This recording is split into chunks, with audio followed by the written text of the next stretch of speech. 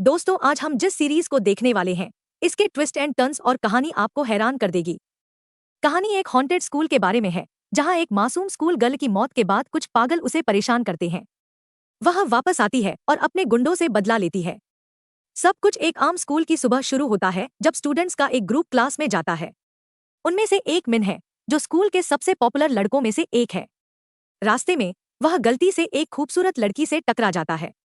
वह हल्की सी मुस्कान के साथ उसे देखती है और आगे बढ़ जाती है। उसका नाम जी है। हालांकि इससे पहले कि मिन उनकी मुलाकात को समझ पाता, एक टीचर उन्हें टोकती है और स्टूडेंट्स को याद दिलाती है कि उन्हें कभी लेट नहीं होना चाहिए। अजीब बात है, लेट आने के बावजूद जी को बिना सजा के छोड़ दिया जाता है। लेकिन जब मिन अंदर आता है तो टीचर अलग तरह से रिएक्ट करता है और वार्निंग के तौर पर क्लास में उसका नाम लिख देता है। यह टीचर मिन का होमरूम टीचर भी होता है। स्कूल के अंदर मिन एक और लेट आने वाले लड़के खून से मिलता है, जो उसे चिंता न करने का भरोसा दिलाता है और कहता है कि उसके सख्त बर्ताव के बावजूद टीचर असल में बहुत दयालु है। क्लास में टीचर मिन को एक नए ट्रांसफर स्टूडेंट के तौर पर इंट्रोड्यूस करते हैं और बताते हैं कि ताइक्वांडो की प्रैक्टिस करते समय लगी चोट की वजह से उसे 1 साल दोबारा पढ़ना पड़ा। तभी दरवाजा खुलता है और यू नाम की एक खूबसूरत लड़की अंदर आती है। जैसे ही मिन उसे देखता है, उसका दिल जोर से धड़कने लगता है। लेकिन इससे पहले कि वह उसे ज्यादा देर तक देख पाता, टीचर उसे घूरते हुए पकड़ लेती है और उसे डांटती है और कहती है कि दिन में सपने देखना बंद करो और बैठ जाओ। तभी कुछ अजीब होता है। मिन देखता है कि लंबे बालों वाला एक साया तुम्हारी तरफ आ रहा है। उसका मन काम करने लगता है और वह उसे बचाने के लिए दौड़ता है। लेकिन उसे हैरानी होती है कि उसने जो देखा वह कोई और नहीं देख सकता। पूरी क्लास उसे कंफ्यूज होकर देखती है और जल्द ही जोर से हंसने लगती है। उसकी टीचर यह सोचकर कि मिन तुम्हारे करीब आने के लिए बस बहाने बना रहा है, निराशा में सिर हिलाती है। बाद में जब मिन तुमसे बात करने की कोशिश करती है तो वह उसे पूरी तरह से इग्नोर कर देती है, जैसे वह है ही नहीं। इस बीच हून, जो लड़की पहले मिन की दोस्त थी, उसे स्कूल का एक बदमाश डे निशाना बनाता है। मिन चुपचाप खड़ी नहीं रह पाती और डे से वह सब वापस मांगती है जो उसने उससे चुराया था। लेकिन पीछे हटने के बजाय डे मजाक में ब्रेड का एक टुकड़ा काटकर मिन को वापस दे देती है, जिससे वह और गुस्सा हो जाता है। इससे पहले की बात पूरी तरह से लड़ाई में बदल जाए, पॉपुलर लड़की यू आ जाती है। वह डे को पीछे हटने और मासूम स्टूडेंट्स को अकेला छोड़ने का ऑर्डर देती है, लेकिन वह जल्द ही उससे निराश हो जाती है। डे यू की बड़ी बहन हांसो को डेट कर रही है। वह उसे हॉस्पिटल में अपनी घायल गर्लफ्रेंड से मिलने के बजाय मासूम स्टूडेंट्स को परेशान करने में अपना समय बर्बाद करने के लिए डांटती है। जैसे ही यू मामला सुलझाने के बाद जाती है, मिन देखती है कि वह अपनी डायरी पीछे छोड़ आई है। इस बीच शहर में कहीं और एक अजीब औरत एक कसाई की दुकान में चिकन का मीट मांगती है। कसाई तुरंत उसे एक ओझा के रूप में पहचान लेता है और उसे कुछ भी बेचने से मना कर देता है और सबके सामने उसकी बेइज्जती करता है। जाने से पहले ओझा उसे चेतावनी देता है कि वह जो खाने वाला है उसे न खाए। उसकी बातों को बकवास समझकर कसाई हंसकर टाल देता है। लेकिन कुछ ही देर बाद उसका दम घुटने लगता है और वह एक जिंदा मेंढक उगल देता है। स्कूल वापस आकर मिन हैरानी से यू की भूली हुई डायरी पलटता है। अंदर उसे 2 जवान लड़कियों की एक पुरानी फोटो मिलती है। इससे पहले कि वह उसे समझ पाता, अचानक हवा का एक झोंका फोटो उसके हाथों से उड़ा देता है और उसे स्कूल के एक सुनसान हिस्से में ले जाता है। वहां वह एक खाली क्लासरूम में पहुंचता है, जहां एक डेस्क पर एक जली हुई गुड़िया रखी है। अचानक जी उसके बगल में आ जाती है। अजीब तरह से मुस्कुराते हुए वह बताती है कि वह जानती है कि वह असल में कौन है, एक मशहूर ओझा का भतीजा। वह उसे बताती है कि उसके उलट, जो सिर्फ आत्माओं को महसूस कर सकती है, मिन में उन्हें देखने की ताकत है। लेकिन मिन इस सच को मानने से इनकार कर देती है और जोर देती है कि उसके पास गलत इंसान है। हालांकि जी को भरोसा रहता है। उसने उसे पहले भी देखा है और जानती है कि वह खास है। लेकिन उस पर और जोर देने के बजाय वह बस उससे मदद मांगती है। उसकी हिचकिचाहट को भांपकर वह उसे धक्का नहीं देती, बल्कि स्कूल के गार्ड्स को बताए बिना, जो उस इलाके में पेट्रोलिंग कर रहे थे, उसे वापस उसकी क्लासरूम में ले जाती है। जैसे ही मिन चुपचाप निकल जाता है, उसे यह एहसास नहीं होता कि कुछ बहुत बुरा होने वाला है। उसी समय गॉन नाम का एक लड़का गुस्से में हून को घेर लेता है और पूछता है कि क्या वह आज रात फ्री है। उसके बार बार मना करने पर भी वह उससे मिलने पर जोर देता है, यह कहते हुए कि वह इंतजार कर रहा होगा। हून का दोस्त किम दूर से परेशान होकर देखता है। निराश होकर लड़का अपने ग्रुप में लौट जाता है, इस बात से परेशान कि वह हून को मना नहीं सका।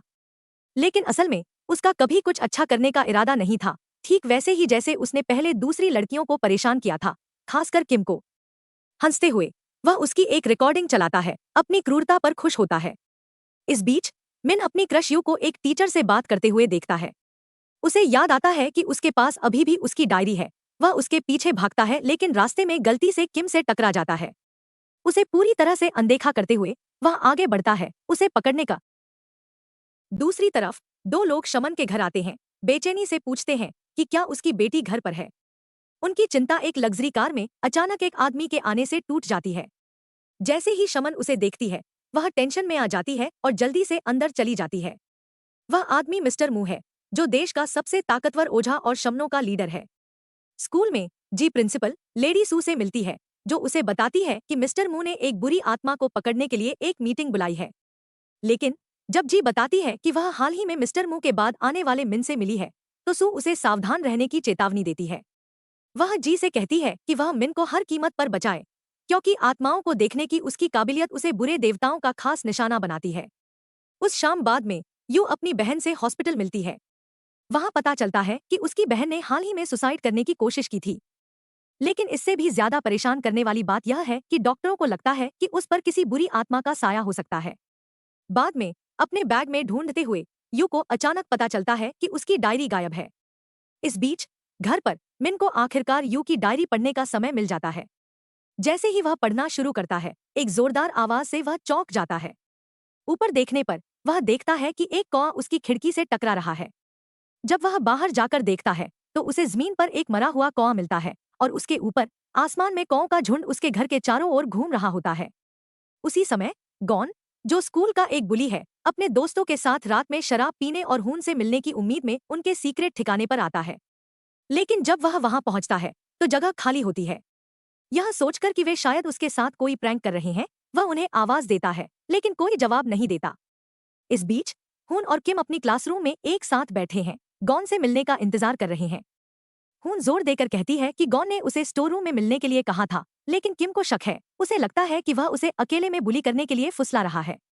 उसी समय गॉन के सभी दोस्त अचानक आ जाते हैं, जिससे वह डर जाता है, लेकिन इससे उसे गुस्सा आता है कि उसने उसके साथ एक बेवकूफी भरा गैरजरूरी प्रैंक किया। दूसरी तरफ स्कूल प्रिंसिपल मिस्टर मू से मिलते हैं और उन्हें एक फाइल देते हैं जिसमें हाल ही में मरी एक स्कूल गर्ल की डिटेल्स हैं, जो स्कूल में आग लगने से मर गई थी। पता चलता है कि वह पहले देखी गई शमन औरत की बेटी थी। मिस्टर मू उस बात को कंफर्म करते हैं जिसका वे दोनों डर रहे थे। स्कूल में अजीब सुपरनैचुरल घटनाएं हो रही थी क्योंकि यह शापित जमीन पर बना था, एक ऐसी जगह जो बुरी आत्माओं से भरी थी।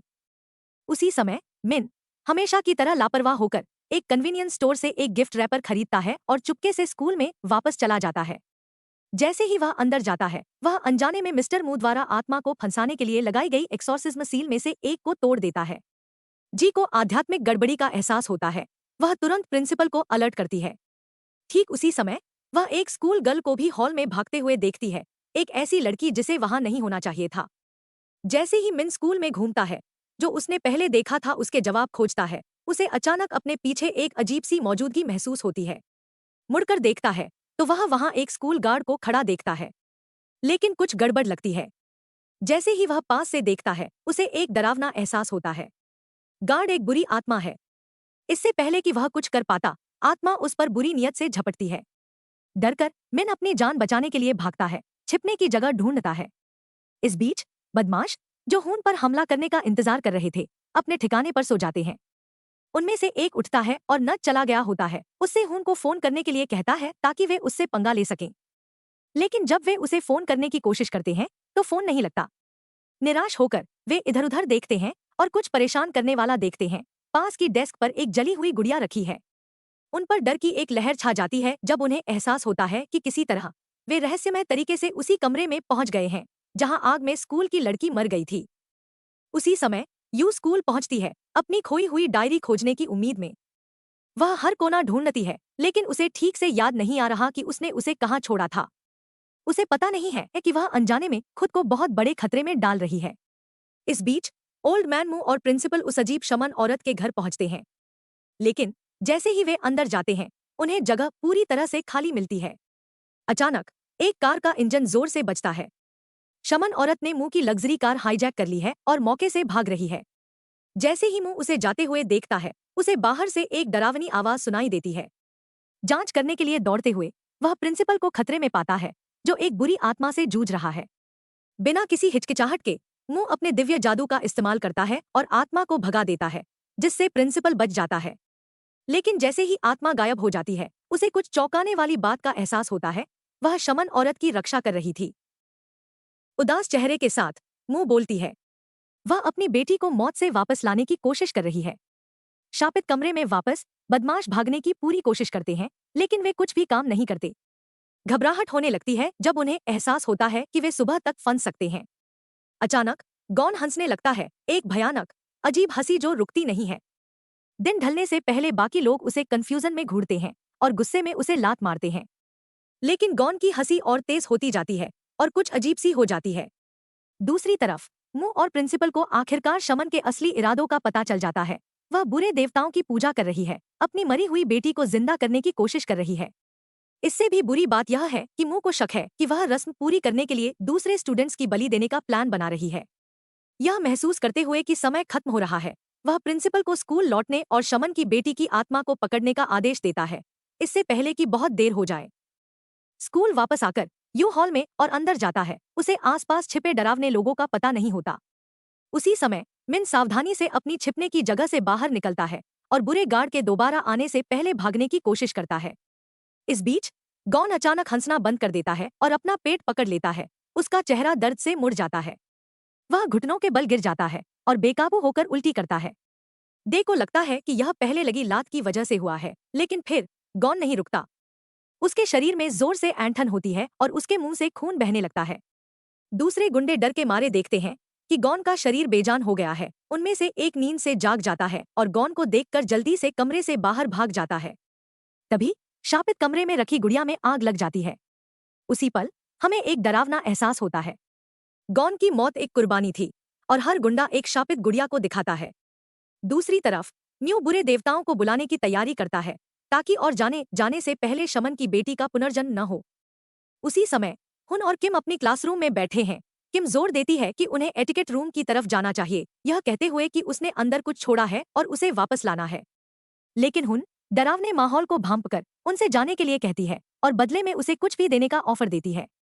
हुन को एक डरावना सच पता चलता है। किम असली नहीं है। वह एक आत्मा है जो उसका शरीर लेना चाहती है। स्कूल में कहीं और मिन को एक अजीब स्कूल गर्ल अकेले घूमती हुई मिलती है। उसके पोस्टर में कुछ अजीब सा लगता है। जैसे ही वह पास आता है, उसका चेहरा अचानक बिगड़ जाता है, किसी भयानक चीज में बदल जाता है, और जब वह उसकी ओर झपटती है तो उसका मुंह अजीब तरह से चौड़ा हो जाता है। वह उसे जिंदा खा जाना चाहती है। घबराकर मिन अपनी जान बचाने के लिए भागता है। घबराकर भागने में वह हुन से टकरा जाता है, जो भी डर के मारे भाग रहा होता है। टक्कर से उसका चश्मा उतर जाता है और एक पल के लिए वे एक दूसरे को घूरते रहते हैं। इतनी रात को स्कूल में एक दूसरे को देखकर हैरान रह जाते हैं। इससे पहले कि वे कुछ बोल पाते, किम उनके पीछे आ जाती है, बिल्कुल नॉर्मल, जैसे कुछ हुआ ही न हो। एक शांत मुस्कान के साथ वह मिन से मदद मांगती है। वह कहती है कि उसने एटिकेट रूम के अंदर कुछ छोड़ दिया है और उसे अंदर से दरवाजा खोलने के लिए वेंट से रेंगने की जरूरत है। हुन देखती है कि मिन हिचकिचाती है। उसे हैरानी होती है। किम अचानक उसकी ओर मुड़ता है और उसे एक डरावनी मुस्कान देता है, एक खामोश चेतावनी। बिना एक और शब्द कहे हुन मुड़ जाता है और दोनों को अकेला छोड़ देता है। स्कूल के बदमाश घबराए हुए थे। वे बाहर निकलने का रास्ता ढूंढ रहे थे। हर एग्जिट बाहर से बंद था, जिससे वे डरावने स्कूल ग्राउंड में फंस गए थे। उनमें से एक लड़की ने धीरे से कहा कि उसे रेस्ट रूम जाना है। उसने डे से कहा कि वह उसके साथ चले क्योंकि एरिया अंधेरा था, लेकिन उसने मना कर दिया। इसके बजाय ग्रुप में से मासूम डो उसके साथ जाने के लिए तैयार हो गया और जब तक वह अंदर नहीं गई, बाहर इंतजार करने लगा। कुछ देर बाद डे ने डो को वापस बुलाया और कहा कि उन्हें भागने पर ध्यान देना है। बिना मन के डो ने लड़की को रेस्ट रूम में अकेला छोड़ दिया। जब वह वहीं खड़ी थी तो बाहर से एक अजीब सी आवाज आई। उत्सुकता में वह स्टॉल के दरवाजे के नीचे देखने के लिए थोड़ा नीचे झुकी। तब तक सन्नाटा छाया रहा, जब तक बिना किसी वार्निंग के एक लड़की का सिर उसके ठीक सामने नहीं आ गया। उसकी चीख हॉल में गूंज गई, जिससे बदमाश रेस्ट रूम की ओर भागे। जब वे पहुंचे तो वह कहीं नहीं मिली। जैसे जैसे वे ढूंढते गए, उनका डर बढ़ता गया। उन्होंने उसे टॉयलेट सीट के अंदर पाया।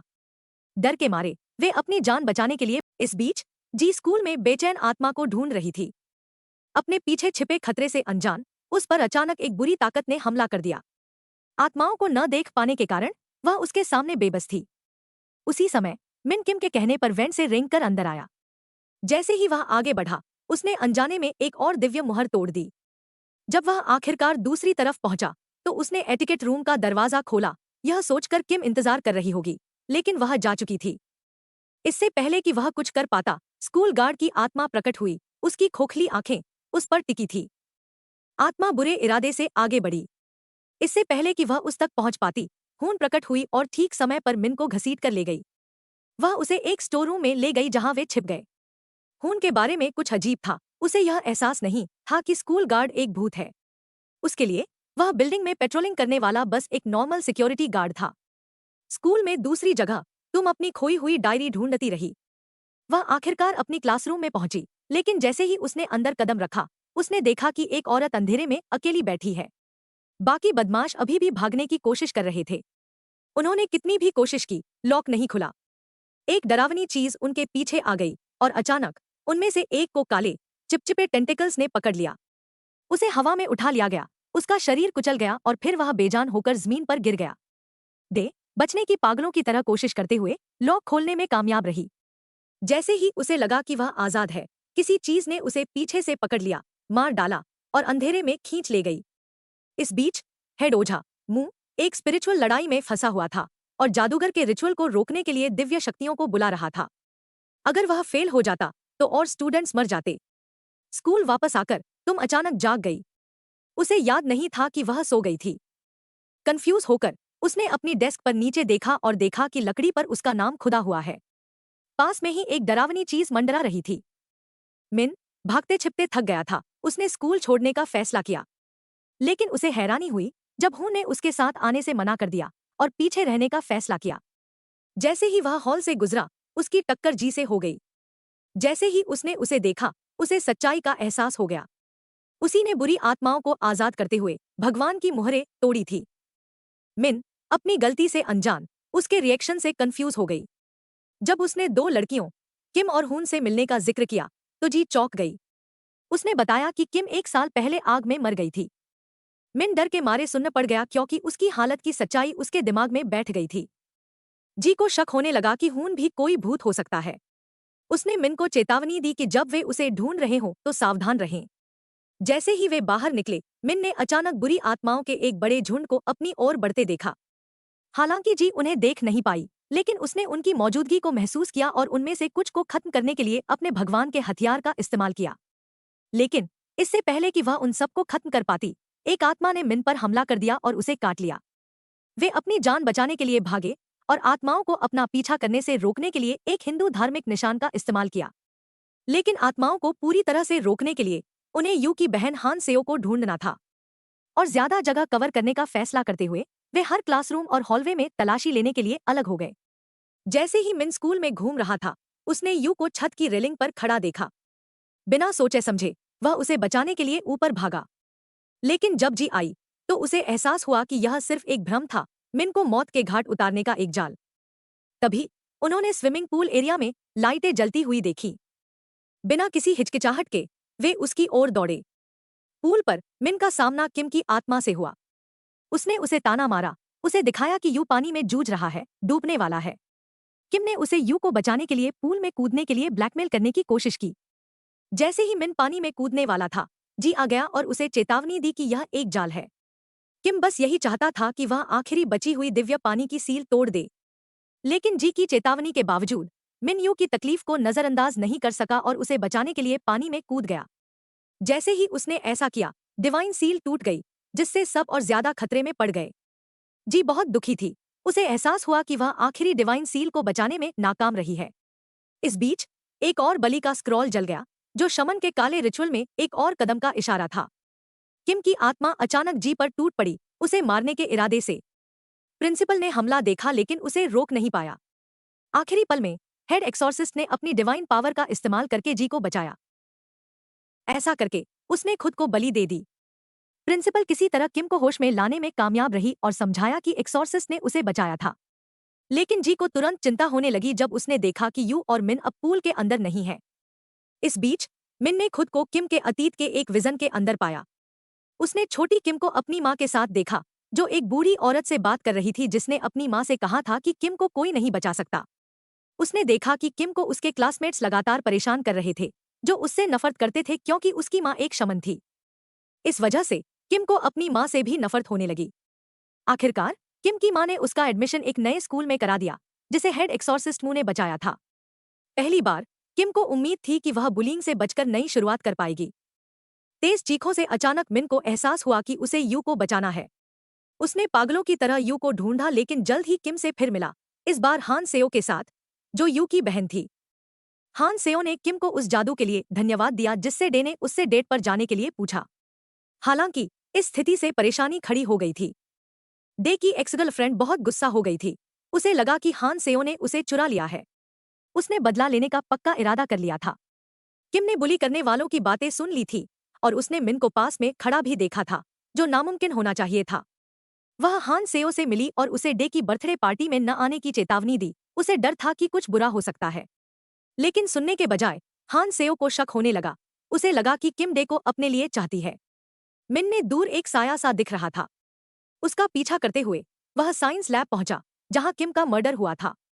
जैसे ही उसने अतीत को सामने आते देखा, उसने देखा कि बदमाश किम का मजाक उड़ा रहे थे क्योंकि उसने हान सेओ को चेतावनी दी थी। उन्होंने जबरदस्ती दोनों लड़कियों को अलग कर दिया, जिससे किम को और भी ज्यादा धमकाया गया। लेकिन फिर उन्हें एहसास हुआ कि हान सेओ देख रही थी। गुस्से में उन्होंने उसका पीछा किया और किम को बंद साइंस लैब में अकेला छोड़ दिया। लैब के अंदर अचानक एक बुरी ताकत दिखाई दी। बिना किसी चेतावनी के कमरे में चारों ओर आग की लपटें उठने लगीं, जिसमें किम फंस गई। आग तेजी से फैली और सब कुछ जलकर खाक हो गया। मिन डर के मारे किम का दुखद अंत देख रहा था। वर्तमान में वापस आकर प्रिंसिपल को एहसास हुआ कि श्राप खत्म नहीं हुआ था। किम की मां ने अभी तक अपना बदला पूरा नहीं किया था। हान सेओ अभी भी हॉस्पिटल में जिंदा थी। उसी समय किम की मां हॉस्पिटल पहुंची, नफरत से भरी हुई। उसे लगा कि हान सेओ उसकी बेटी की मौत के लिए जिम्मेदार है और वह उसे मारना चाहता था। जब किम की मां ने पहली बार अपनी बेटी की जली हुई बॉडी देखी, तो वह बहुत दुखी हुई। लेकिन जब उसने हान सेओ को देखा, तो उसका दुख गुस्से में बदल गया। वह हर चीज के लिए उसे दोषी ठहराते हुए उस पर भड़क गई। यू, जो वहां मौजूद थी, को आखिरकार पूरी सच्चाई पता चल गई। उसकी बहन ने पुलिस को बताया था कि किम ने उनके बारे में बताया था। इसी वजह से इनडायरेक्टली किम की मौत हो गई थी। यह जानकर यू को हान सेओ के लिए कोई हमदर्दी नहीं हुई। हालांकि मिन को यकीन नहीं हुआ। उसने यह साबित करने की कोशिश की कि हान सेओ सच में जिम्मेदार नहीं था। लेकिन इससे पहले कि वह ऐसा कर पाता, हालात और भी बुरे हो गए। उन्हें पता चला कि हान सेओ ने पुलिस से झूठ बोला था और पहले ही झूठा कन्फेशन दे दिया था। उसने दावा किया कि किम साइंस लैब में काला जादू कर रही थी और उसकी मौत पुलिस की वजह से नहीं, बल्कि उसकी अपनी गलती से हुई थी।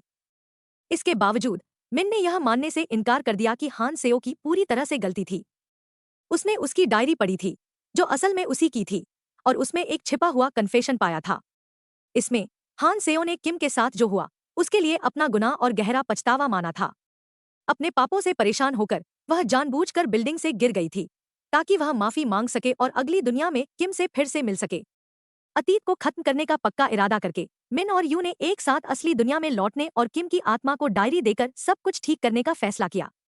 हालांकि जैसे ही वे जाने वाले थे, मिन को कुछ एहसास हुआ और उसने आखिरी पल में यू को अकेले असली दुनिया में वापस धकेल दिया। उसने खुद काम पूरा करने के लिए पीछे रहने का फैसला किया। इस बीच प्रिंसिपल हान सेओ को बचाने के लिए हॉस्पिटल पहुंचे। वहां उनका सामना अपने ही भाई से हुआ, लेकिन जल्द ही उन्हें चौंकाने वाला सच पता चला। यह आदमी उसका असली भाई नहीं था। उसे उनके दादा हेड एक्सॉर्सिस्ट मू ने सिर्फ मिन को बुरे देवताओं से बचाने के लिए गोद लिया था। यू असली दुनिया में लौटा तो उसे पता चला कि किम की मां हॉस्पिटल में हान सेओ को मारने के इरादे से आई थी। जैसे ही वह हमला करने वाली थी, प्रिंसिपल ने दखल दिया और उनके बीच जोरदार लड़ाई शुरू हो गई। उसी समय मिन को एहसास हुआ कि वह जिससे बात कर रहा था, वह असल में उसका भाई नहीं था। यह किम की आत्मा का उसे धोखा देने के लिए बनाया गया एक और भ्रम था। लड़ने के बजाय मिन ने सीधे किम से बात की, उसे याद दिलाया कि वह जो बदला लेने वाली चीज बन गई थी, वह उसका असली रूप नहीं थी। उसे याद आया कि वह हमेशा दयालु रही थी और सिर्फ एक नॉर्मल जिंदगी चाहती थी। उसने उससे कहा कि उसके सामने खड़ा जीव एक राक्षस के अलावा और कुछ नहीं था, असली किम नहीं। हॉस्पिटल वापस आकर जैसे ही किम की मां आखिरी वार करने वाली थी, असली किम प्रकट हुई। पहले तो उसकी मां कंफ्यूज थी, लेकिन जैसे जैसे सच्चाई सामने आई, उसे एहसास हुआ कि यह सच में उसकी बेटी की आत्मा थी। फिर किम ने अपनी माँ से बात की और उन मुश्किलों को याद किया जो उन्होंने झेली थी। उसने माना कि कैसे अपनी जिंदगी में वह अपनी माँ और उनके होने के बोझ से नाराज थी। हालांकि उसने माना कि उसे उस अकेले इंसान के बारे में बुरा बोलने पर कितना बुरा लगा था जिसने कभी उसकी परवाह की थी। सच्चे दिल से माफी मांगते हुए उसने अपनी माँ को उनके सभी त्यागों के लिए धन्यवाद दिया। सुलह के आखिरी पल में उसने अपनी माँ को आखिरी बार गले लगाया। जैसे ही किम की आत्मा धीरे धीरे गायब हुई, उस पर हावी बदला लेने वाली आत्मा एक राक्षसी रूप में बदल गई। उस पल मिन को उसके गुजर चुके दादा हेड एक्सॉर्सिस्ट म्यू का दिव्य हथियार मिला। इस पवित्र शक्ति से उसने हमेशा के लिए राक्षस को खत्म कर दिया। दुख और पछतावे से भरी किम की माँ अब अपनी गलतियों को पूरी तरह समझ गई थी। उसने अपनी तकलीफ खुद खत्म करने का फैसला किया। वह हॉस्पिटल की छत से कूद गई, जिससे उसकी दुखद जिंदगी खत्म हो गई। मिन आखिरकार असली दुनिया में लौट आई। जी, जो बेसब्री से उसका इंतजार कर रही थी, उसे एक अजीब सी चिंता हुई जिसे वह खुद भी पूरी तरह समझ नहीं पा रही थी। इस बीच यू को राहत मिली और वह शुक्रगुजार थी। उसने मिन को उसे बचाने के लिए धन्यवाद दिया। उनकी इस गर्मजोशी भरी बातचीत से अनजाने में जी में थोड़ी जलन हुई। मिन ने यह देखा और जी की तरफ मुड़कर उसे भी दिल से धन्यवाद दिया। उसने उसे बताया कि जब वह किम की यादों में फंसा हुआ था, तो उसकी आवाज ने उसका नाम पुकारा, जिससे उसे वापस रास्ता ढूंढने में मदद मिली। दूसरी तरफ खून एक रहस्यमयी मंदिर के अंदर बिना किसी नुकसान के जाग गई। उसकी किस्मत अभी भी अनजान थी। इसके तुरंत बाद यू को हॉस्पिटल से एक कॉल आया।